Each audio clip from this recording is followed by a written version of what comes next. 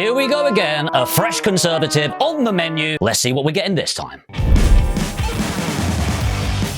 What's the impact on the UK economy? Rishi Sunak is officially in power of the country, the third Prime Minister in just 2 months. Let's see how we get on with this one. So this is not a video about my opinion on if I like him or I don't like him or anything in between. This is about my opinion on the impact on the UK property market and the economy in general. First thing, confidence in the market. And I want to cover a few things within this.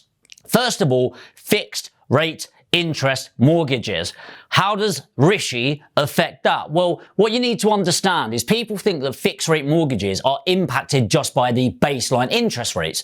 Yes and no. Actually, a huge part is something called gilts. Gilts are essentially how the country raises debt. So when the government is spending a load of money that it doesn't have, it has to do something called quantitative easing, pump money out there that doesn't exist. And the way they make it into existence is by raising these gilts and getting paid for them. Well, when Truss came in and made all of the issues that went on, the pound collapsed because the confidence in the market completely shattered in the UK economy, that is. And the reason for that is because of gilts. The government put out gilts where you can invest in the country and they made it so cheap to invest in the country, which shows how much they think the rest of the world sees us. And then that comes into fruition.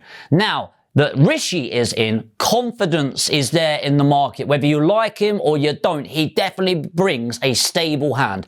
Gilt prices have now gone up, which is the government telling the world that we are now a good, solid, investable asset. How does this affect the interest rates? Well, fixed interest rates are based on those gilts and then something called swap rates. And what you'll start to notice if you then get a new quote based on today versus 3 weeks ago, I think you'll find the 5-year fixed mortgages at least 0.5, maybe even more % cheaper than you saw prior. Second is some proof. Obviously, he was the exchequer. If you remember through COVID, a lot of people had mixed opinions, but overall, I think a lot of people, especially businesses, were like, thank God for Rishi. I know a lot of businesses that would be down the pan right now if it wasn't for some of the plays that government brought into it. On top of that, as a business person, he and his wife are worth apparently around £1.2 billion. I think he himself has a net worth of around 700 million, which again doesn't make him very relatable, but that's another point coming later.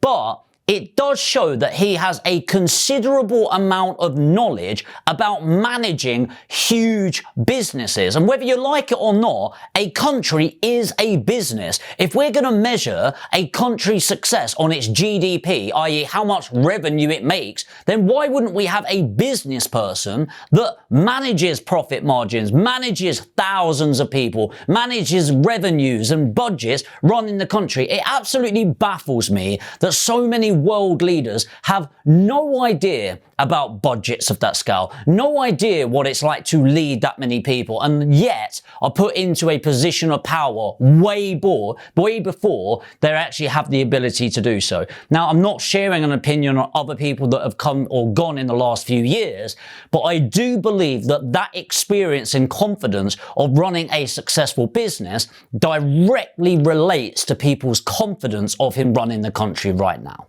Side note, by the way, he is the first ever Prime Minister that apparently has a net wealth higher than our royal family. Next is, he's not a dreamer. Now, that sounds a bit weird. Surely you want a dreamer, right? No, I don't think Rishi is the guy to take a solid country and make it great. The reality is we all need to stop being bloody delusional. The country is not that great. It's had a lot of stupid decisions, I will share that opinion, over the last year. Pretty poor outcomes overall. However, I do think that Rishi is the man to come in and take something that is a bit shitty and do what needs to be done to get it to a good level to then hand it over. Now again, he's not very relatable, and this is his big problem. He's very unlikely to get votes. It's very hard as the everyday person to relate to somebody that has a net worth of £700 million to their name. That's an absolutely obscene amount of money, right? Now, the reality is, for me, is why should I relate to him? I am not somebody that should be leading the country. I am not somebody that wants to lead the country. I have no ambition for it. So why would I relate to somebody that does want to do that? Why would I relate to somebody that has been that wildly successful when I haven't been? I think too many people focus on whether they like somebody or don't like somebody. And often in politics, this is why I don't like getting involved. It's like, if you like them, they're on a shrine for anything. Anything they do is amazing. Or at worst, he's human, she's human. Whereas if you don't like them, it's everything they do is horrible and you're smearing them. It's just like, get over it. They're trying to lead a country, not be your best friend. And so personally, I think within that, Rishi is the right guy to take something that's rubbish and make it pretty decent and have a solid foundation to build the next generation skyscraper. Next, I think there's going to be more confidence in the pound. So trust, I predicted that it would drop. It has dropped, and then it's flicked back up, especially with Rishi coming into play, and I think we'll see more stabilization. Now, it's actually reached quite a good level that's good for confidence and good for foreign investors, which is a nice little mix for property investors, because a huge amount of money that comes into the UK property sector is from Hong Kong and Singapore. And those are two markets, well, Australia, and Hong Kong especially, that are pegged to the dollar. What this means is they link with the dollar currency. So you'll see them going exactly the same up and down. So with the pound coming up, it's given the rest of the world confidence in investing in the UK again, but it's also low enough that essentially anyone that is pegged to the US dollar is getting a discount when they are purchasing anything in pound sterling, including, you guessed it, property. So that's what I think he will bring to the table. And, you know, obviously he's now delayed. It was meant to be on the 31st of October, saying here's the big plan. I think he's delayed it for this till the 17th. Now, I think it's a really good strategic move. I think a lot of the competitors right now naturally are looking for blood, right? If I were Labour or any of the others looking to get into power, I would be using this as the opportunity to go in and go, we need a general election. You have to demand it now. And you can see all the media hype, like trying to get it. Rishi's gone, no chance, not happening. But why wouldn't you if one of those parties, right? Because the Conservatives are not looking great right now with failed leadership after failed leadership, and you know Rishi is the third in 2 months. So I think that it's a bit of a dangerous play, delaying it to the 17th, but I also think it's the right play. I think what they're trying to do is actually really spend the time getting the right layout, because ultimately it's not just, is this going to work? It's, is it going to appease the public? Is it going to be something where it's really going to put a plan in place and really excite people about it? Ultimately, I think he's got a really hard decision ahead. I think he's going to have, there are taxes that are going to be involved. I think we're definitely going to see that. I think national insurance, unfortunately, for businesses and employees is going to go up. So we need to brace ourselves for that.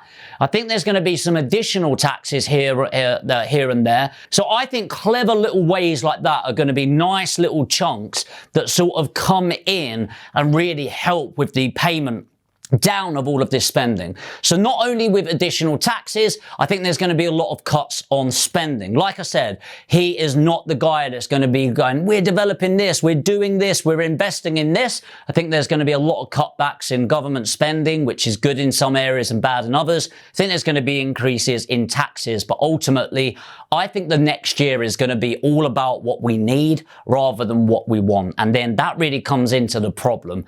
General election. We've got to the end of next year, and I think that's a good amount of time to see things through and start to feel the impact of that come in for the next votes. My honest concern, and it's not about whether I like him or don't like him, is if the other parties do get a general election. And the reason why is because everything that's in business, in the world, in the country, success is based on solid foundations. It's better to have foundations that aren't perfect, but build upon them and then change the foundations later once it's a bit more stable, rather than we're kind of on sand right now, let's move it around. Now, the issue with that is actually actually we cannot build anything successful on that quicksand in the first place. So personally, I think it's best not to have the general election. I know a lot of you won't like me for that, because we need the time to play these out. So I'll do an update after the 17th of November on that, but overall, I think it's a good thing. Not my opinion of him, just the impact on the economy. I think he's a pair of safe hands. I think he stands for stability in everything that he does. And I think that's what the UK needs right now. But hey, honestly, this is just my opinion. And I'm genuinely interested in what you think. So whether you're Conservative, Labour, Lib Dem, I don't care about that. I really don't. Just as a person, what do you think he's going to bring? Pros, cons, anything like that? Put them in the comments. I'd love to have a chat with as many of you as possible. And if you're new to the channel, you want to find out more about property, investment, and building your portfolio in these uncertain times, make sure to hit the subscribe and the notification bell. And if you like this conversation and the debate, hit the like button, and I'll see you on the next video.